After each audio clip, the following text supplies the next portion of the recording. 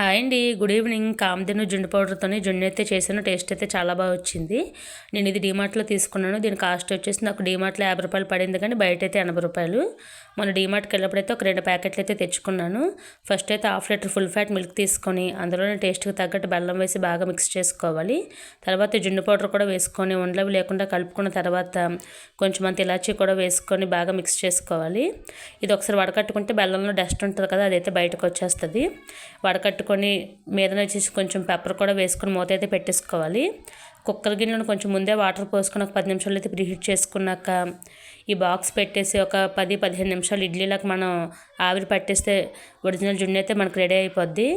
ఇది వచ్చేసి నేను చల్లారిన తర్వాత ఫ్రిడ్జ్లో పెట్టుకొని తిన్నాము. టేస్ట్ అయితే చాలా బాగా వచ్చింది. ఇదిగోండి చూసారు కదా, సేమ్ కేక్ లాగే ఉంది.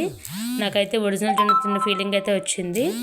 మా అబ్బాయికి కూడా పెట్టిన టేస్ట్ అయితే చాలా బాగుంది అనేసి అన్నాడు. మీకు కూడా ఈ వీడియో నచ్చితే లైక్ చేయండి, షేర్ చేయండి, సబ్స్క్రైబ్ చేయండి. Thank you, bye, good night.